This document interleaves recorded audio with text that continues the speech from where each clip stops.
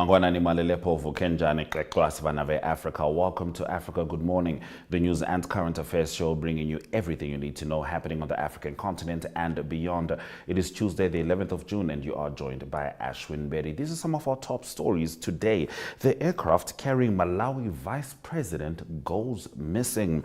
2-in-1 flu and COVID jab passes advanced trial, and Ajay Gupta denied bail in India after builder's death. Do follow all our programs on DSTV 285, Go TV 25, oneup2.com, and Network Media Hub on YouTube. Stay with us as we head into the top stories.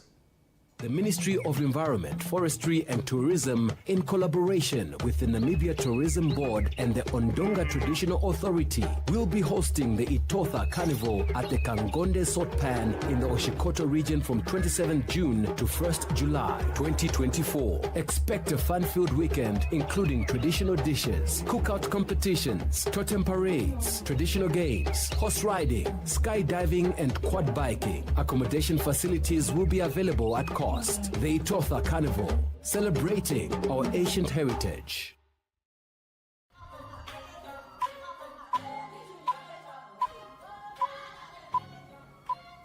All right, let's get into our top stories, keeping in mind that just after we will be talking to Mike Situla as he brings us the latest news from Zambia, including a diplomatic issue between Zambia and Zimbabwe currently. But for now, our top stories: doctors at one of the last functioning hospitals in the besieged Sudanese city of Al Fasher say they've been forced to close down the facility after it was attacked. The hospital has been supported by the medical charity Médecins Sans Frontières, which had described it as the only one left in Al Fasher where injured civilians could receive treatment. For several days, there had been reports of shells hitting the city's South Hospital, causing injuries and deaths. Now, drug company Moderna says it combined flu and COVID vaccine, which targets the two diseases in a single shot, and has passed a vital part of final stage scientific checks. The phase 3 trial shows the vaccine arms the body with protective antibodies, and it does so as effectively as separate flu and simpler, Moderna says. Chief Stefan Bancel told BBC News he hoped the messenger ribonucleic acid vaccine could be made ready available in 2026 or perhaps 2025. We'll certainly see how that transpires. Now, an Indian court has refused bail to a member of the Gupta family linked to orchestrating industrial-scale corruption in South Africa in connection with allegedly abetting the suicide of a businessman. The Indian-born Gupta brothers, Atul, Ajay and Rajesh, built a sprawling business empire in South Africa after moving there in 1993 as the country opened up to foreign investment when white minority rule crumbled. Last month, 58-year-old Ajay Gupta and another family member, Anil Gupta, were arrested in Dehradun, the capital of Uttarakhand state. The case concerns the death of Satinder Singh Sawhney, a 52-year-old building developer working on housing projects with the Guptas. His corpse was found at the bottom of an apartment block on two men threatening him. Now, the Times of India quoted Director of Prosecution Girish Pankoli as saying that Sawi had accused Ajay and Anil Gupta of having forced him to commit suicide after filing fake cases against him. Now, moving on, 90 states from around the globe have signed, yes, they have signed up to attend a conference aimed at finding a route to sustainable peace in Ukraine, Switzerland has said, but Russia would not be represented. Swiss President Viola Amherd told reporters in Bern on Monday that the aim of the event, June 15 to 16, is to agree on a path towards ending the war that started nearly 28 months ago when Russian forces invaded Ukraine. Now let's talk about Tanzanian forests as they are recreated in Italy. Yes, inside 600 square meters of forest in Italy, a critical pollinator is in the spotlight. Butterflies, various species and colors flutter freely, and butterfly pupae are suspended in a structure as they grow into adult insects inside a greenhouse of the Museo del Scienza, a science museum in Trento, Italy. The ecosystem created in this greenhouse is modeled on part of a mountain range and rainforest area in south-central Tanzania. The Butterfly Forest project is contextualized in the Muse tropical greenhouse, which is strongly focused on the Tanzanian environment of the Udzungwa Mountains. Very, very interesting. Now, in a story that developed, that is still developing because there are no results from it, no one has been found.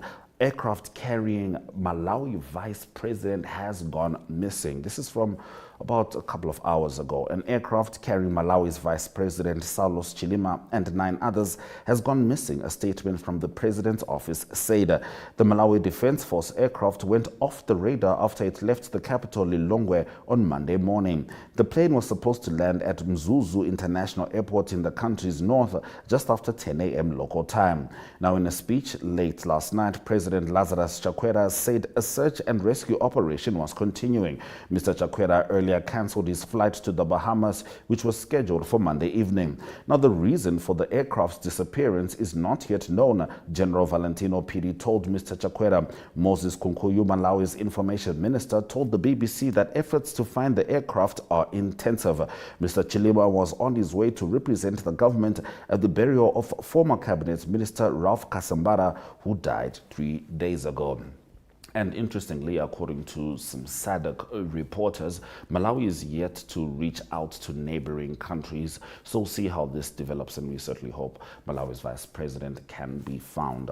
Now, in the last of our top stories, the Kremlin has forced, allegedly, thousands of migrants and foreign students to fight alongside Russian troops in its war against Ukraine, adding extra manpower for its offensive in the Kharkiv region, according to assessments from European officials. Using tactics first deployed by the Wagner mercenary group, Russian officials have with increasing frequency been threatening not to extend the visas of African students and young workers unless they agree to join the military, according to officials familiar with the matter. Moscow has also been enlisting convicts from its prisons, while some Africans in Russia on work visas have been detained and forced to decide between deportation or fighting, one European official said. Now, after the break, we're going to be talking to Mike Sichula, starting with some comments that President Emerson Mnangagwa of Zimbabwe recently said to the Russian president, essentially signaling Zambia as a threat. Stay with us. Neo Paints has established a 67-year Namibian legacy, creating personalized paint solutions that blend quality and innovation for the Namibian people. We pride ourselves in being a 100% Namibian-owned company, investing in our country and our people by employing and empowering true Namibians. With every brushstroke, Neo Paints commits to our quality guarantee and always delivering a coat of excellence. At Neo Paints, we always stay true to our country. We are as Namibian as you.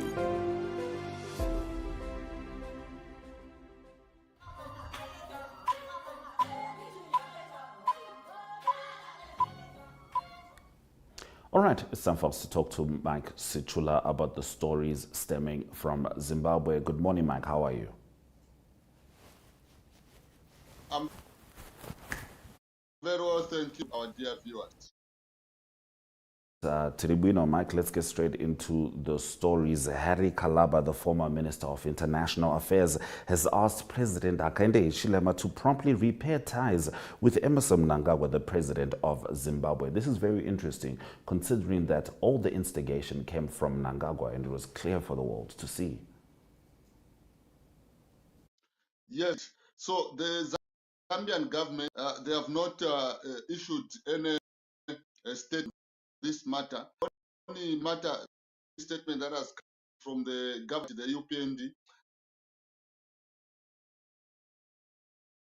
that have called on to because of foreign affairs, Zambia's Minister of Foreign Affairs, Muimba Aimbe, and his counterpart from Zimbabwe are handling that. And at an appropriate time, a statement from the government will be issued. However, a number of Zambians have been commenting on this matter, and one of them is Hari Kalaba, who is a former foreign affairs minister in the Patriot administration. So he, on his writing on his Facebook page, he urged President Hakainde Hichilema to take immediate and decisive action. I quote, "It is imperative to send a worthy Zimbabwe our diplomatic relationships that have been planting WhatsApp group. We need genuine efforts to rebuild trust and cooperation in our shared strategy and mutual end of quote." So this was a message that was issued by Mr. Kalaba. And other senior government officials have served in the government have labeled the statement by Gangwa as base and not of one that depicts a nation that is a neighbor to Zambia, long-standing relationship from the colonial rule. So this is something that a number of Zambians are concerned. Indeed, they are hoping that an official is going to from the government regarding this matter. Yes, indeed, Mike. I mean, very disturbing. We all saw the comments. Zimbabwean political commentators are none too pleased with it. Naturally, the opposition forces are also none too pleased with it. It felt very undiplomatic, especially considering that the platform in which Mnangagwa was talking to Vladimir Putin is a platform where you just talk general issues. You don't dig in that deep, and immediately he registered Zambia as a threat to Zimbabwe's security and asked Russia to aid him, and that can never be taken lightly. And I wonder if SADC will respond, because it is egregious diplomatically. Maybe there's rules that I'm unaware of, but we'll see how it all transpires. Now, Mike, in your next story, after 52 years of pursuing the matter, UNESCO has ordered Britain to return the Broken Hill man skull to Zambia. Yes, this matter that successive administrations have been pursuing from the time of late President, first Zambian President, Dr. Kenneth Kaunda. So the scalp was discovered in central province, Pacific in Kabwe. Like I've just said, past administrations have been pursuing this matter. Then finally, during a special meeting in France, the UN agency to ensure that this scalp is returned to, and everything that is needed should be formulated, and also to ensure that the scalp returns to Zambia. So a UNESCO official that was part of this delegation described the UNESCO as one of those that promotes cooperation between countries of different from different regions. But however, we understand that the British government is not willing to ensure that this scalp returns, because they were not happy with the decision that was made by UNESCO. So yet to see what to happen, because in the past such were made or headways were made, but the scalp has not returned to Zambia. So a number of Zambians are hoping that this round, as the decision has been made by UNESCO, it is going to prompt the British government that the scalp returns to Zambia, just like West African countries that have returned from either France and countries. We know of Benin, we know of Ghana, and some in Cameroon. They have received their artifacts that were rooted by foreign colonial rulers.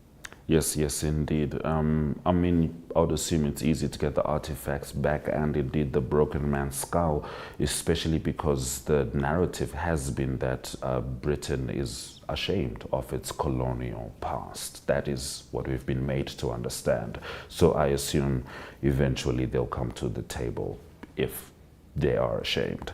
Authorities have started conducting trials on drought-resistant varieties of cassava and sweet potatoes. Tell us more, Mike. So this is part of the government's decision to ensure that there's a variety of foods on the market, especially with that the cow food meal meal is made from maize. So the National Institute for Scientific and Industrial Research and some drought-resistant varieties of cassava potatoes.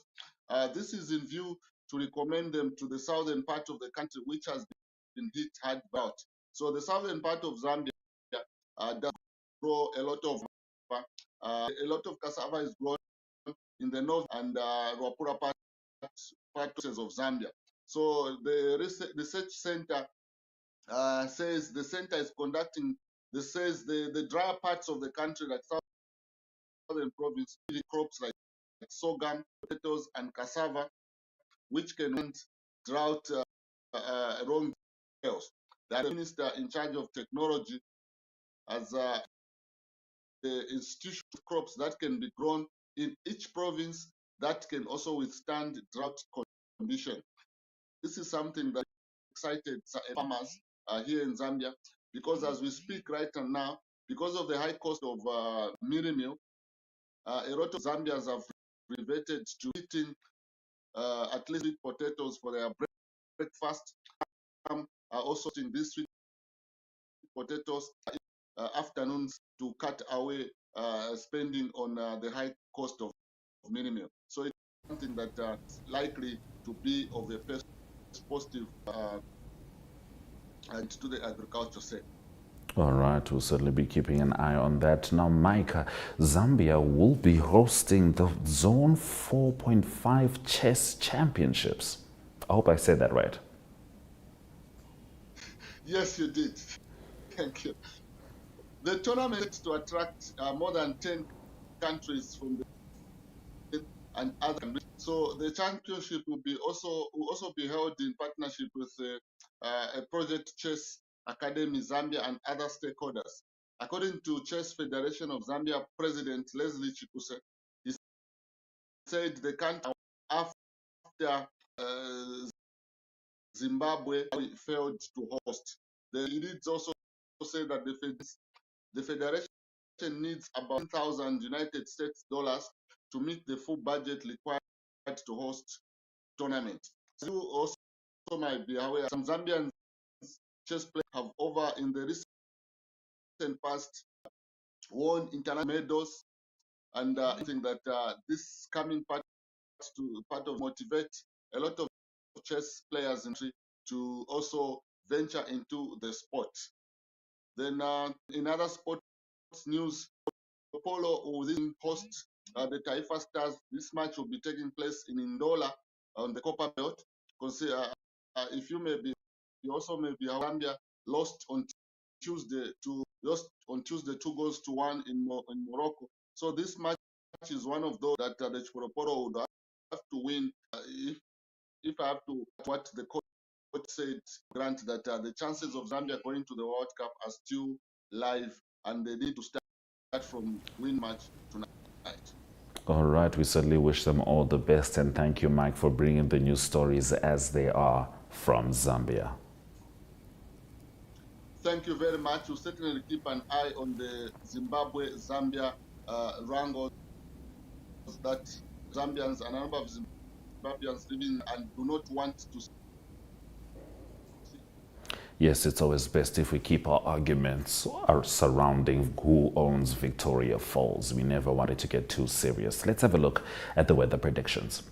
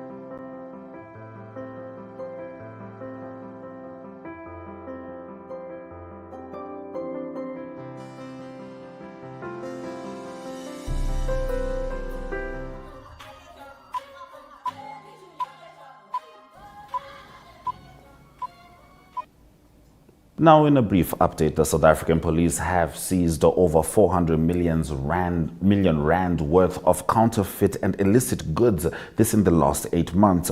This follows the establishment of the National Counterfeit Unit in November 2023. On Friday, police arrested 2 Chinese nationals and seized counterfeit goods with an estimated value of 5.8 million rand just in the Johannesburg CBD. Let's have a look at the economic indicators just before Ari brings us the sport.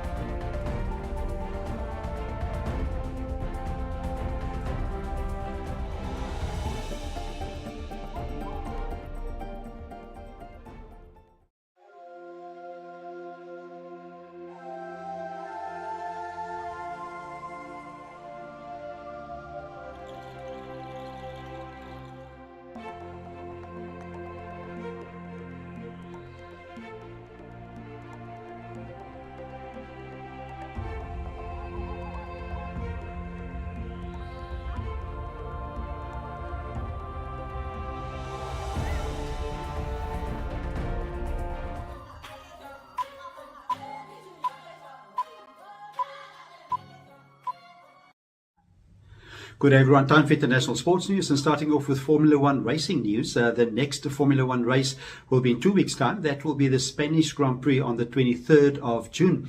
And what happened over the weekend is the Canadian Grand Prix, Max Verstappen winning a very exciting race, and Lando Norris second in his McLaren, and it was George Russell, Mercedes-Benz, third. The standings after this race, after the Canadian Grand Prix now, is Max Verstappen still leading comfortably on 194 points. Now that is with 6 wins in the season so far, followed by Charles Leclerc on 138. He's in his Ferrari, and in third on that points position, Lando Norris doing well for McLaren this season, 131 points, and he's moving in closer to the second position there. In fourth position, Carlos Sainz, 108, and Sergio Perez is on 107.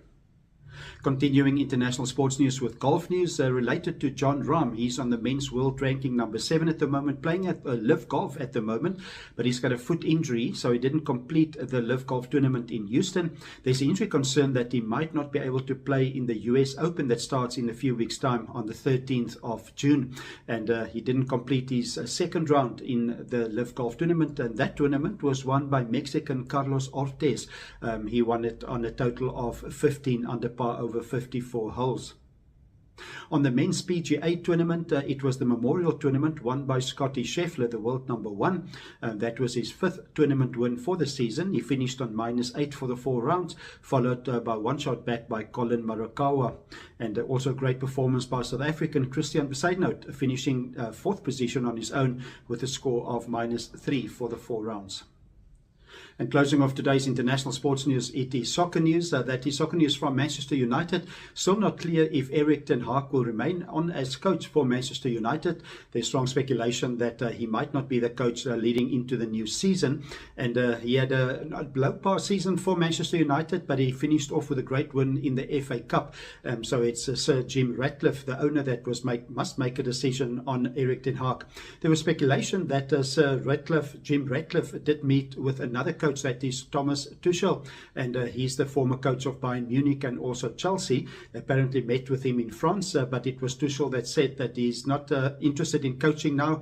He's coached too much the last few years and he wants to take a break from coaching. So still uncertain what's happening at Manchester United. At the moment, it is still Erik ten Hag in the position as the coach of Manchester United.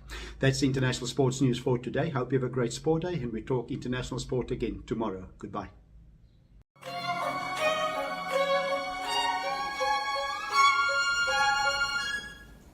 DSTV 285, GoTV 25, oneup2.com, and Network Media Hub is precisely where you find us. Thank you for staying with Africa Good Morning. From me, Ashumberi, and the Africa Good Morning team, Swera Jakanaka.